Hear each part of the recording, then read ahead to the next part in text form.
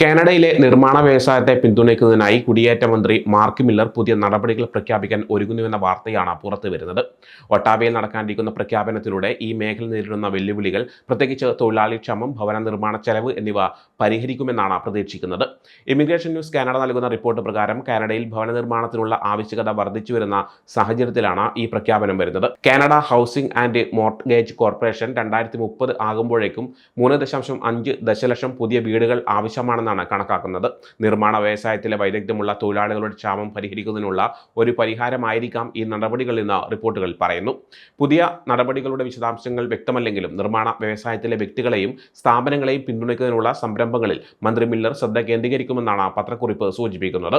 നിയമപരമായ പദവിയില്ലാത്ത നിർമ്മാണ തൊഴിലാളികൾക്കുള്ള സഹായമോ കാനഡയുടെ എക്സ്പ്രസ് എൻട്രി സിസ്റ്റവുമായി ബന്ധപ്പെട്ട കൂടുതൽ മാറ്റങ്ങളോ പുതിയ അപ്ഡേറ്റിൽ ഉണ്ടാകുമെന്നാണ് കരുതുന്നത്.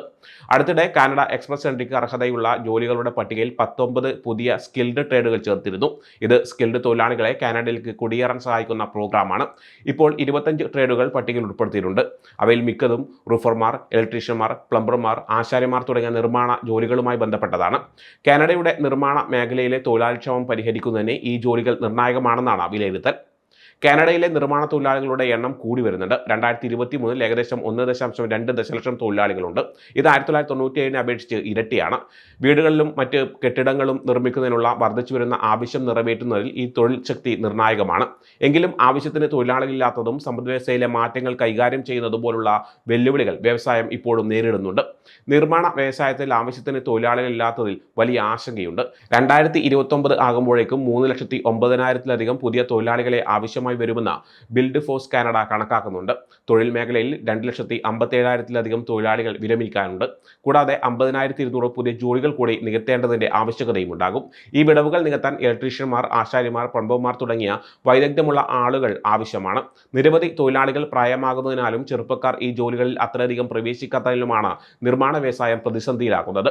നിലവിൽ നിർമ്മാണ ജോലികൾക്കുള്ള ഒഴിവ് നിരക്ക് 5.1%.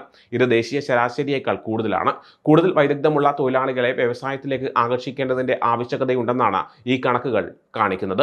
കാനഡയിലെ നിർമ്മാണ വ്യവസായത്തിൽ കുടിയേറ്റക്കാർ ഒരു പ്രധാന പങ്ക് വഹിക്കുന്നുണ്ടെന്നാണ് INC വ്യക്തമാക്കുന്നത്. ഏകദേശം 22% തൊഴിലാളികളും കുടിയേറ്റ പശ്ചാത്തലത്തിൽ നിന്നുള്ളവരാണെന്നാണ് കണക്കാക്കപ്പെടുന്നത്.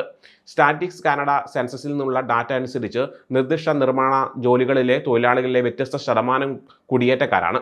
അതായത് റൂഫർമാരിലും ഷിംഗ്ലർമാരിലും 20% കുടിയേറ്റക്കാരാണ്. അതേസമയം ഇലക്ട്രീഷ്യന്മാരിൽ 16% പേരും ആശാരിമാരിൽ 15% പേരും കുടിയേറ്റക്കാരാണ്. ശ്രദ്ധേയമായ കുടിയേറ്റ സാന്നിധ്യമുള്ള മറ്റ് റോളുകളിൽ ജനറൽ കോൺട്രാക്ടർമാർ, ആർക്കിടെക്റ്റുകൾ, സിവിൽ എഞ്ചിനീയർമാർ എന്നിവയും ഉൾപ്പെടുന്നു. കാനഡയിലെ നിർമ്മാണ മേഖലയിലെ തൊഴിലാവശ്യങ്ങൾ നിറവേറ്റുന്നതിൽ കുടിയേറ്റത്തിന്റെ പ്രാധാന്യം ഈ സ്ഥിതിവിവരക്കണക്കുകൾ എടുത്തു കാണിക്കുന്നുണ്ട്. പ്രത്യേകിച്ച് നിലവിലുള്ള ക്ഷാമത്തിന്റെ വെളിച്ചത്തിൽ ഭവനക്ഷാമവും വൈദഗ്ധ്യമുള്ള തൊഴിലാളികളുടെ വർദ്ധിച്ചു വരുന്ന ആവശ്യകതയും രാജ്യം നേരിടുമ്പോൾ കാനഡ സർക്കാരിന്റെ നടപടികൾ നിർമ്മാണ സ്ഥാപനങ്ങൾക്കും തൊഴിലാളികൾക്കും ആശ്വാസം നൽകുമെന്നാണ് പ്രതീക്ഷിക്കുന്നത്. ഭാവിയിലെ ആവശ്യങ്ങൾ നിറവേറ്റാൻ മേഖല പ്രാപ്തമാണെന്ന് ഉറപ്പാക്കാൻ സർക്കാർ സ്വീകരിക്കുന്ന നടപടികളെക്കുറിച്ച് കൂടുതൽ വിശദാംശങ്ങൾ മന്ത്രി മില്ലറുടെ വരാനിരിക്കുന്ന പ്രഖ്യാപനത്തിലൂടെ ഉണ്ടാകും.